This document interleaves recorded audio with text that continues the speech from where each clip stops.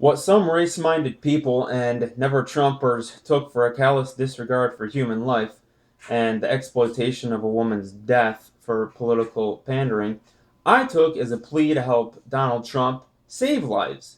I saw that as a plea for Donald Trump to help him save lives. See, due to demoncrat policy around the country, many people who lack self-defense get mowed down needlessly. When criminals believe there might be guns around, they're a lot less likely to do their thing. And if they do shoot at an armed good guy with a gun around, they're likely not going to succeed in their goal. That's why they call guns the great equalizer. Case in point, just a week or so after the Orlando shooting, ironically just 30 minutes up the highway from me, a guy shot up the line at a club in Lyman, South Carolina. Within seconds, a pistol-packing good guy shot the perp. 3 people were shot in this mass shooting. No one died. See, we need more guns to combat criminals and corrupt governments, not less. There is more gun violence in gun-free Chicago than the entire gun-infested state of South Carolina. See, Trump will preserve our Second Amendment right to self-defense, which will save lives. Hillary has publicly vowed to restrict it. Trump cares about human life, including minorities. Hillary does not. Dwayne Wade's cousin and a whole lot of other people in Chicago would most likely be alive if law-abiding citizens weren't stripped of their right to self-defense, if the bad guys has less of an incentive to do their thing. As pointed out by Trump in his best speech yet in one of my previous videos, he pointed out the lamestream media will hang on every syllable that comes out of his mouth to try and put some motive in him that doesn't exist.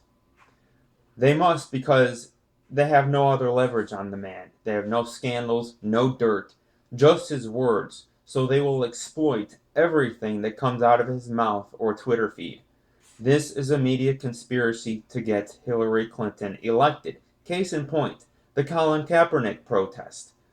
I'm not going to if I support him or not. He made some good points. He made some garbage points.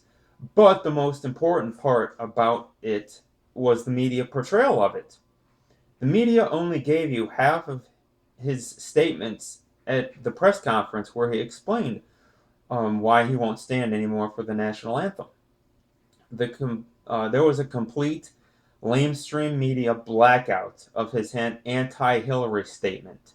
He said, "We have a problem with justice in this country. Hillary has said racist things, and she gets away with things that would land anyone else in jail."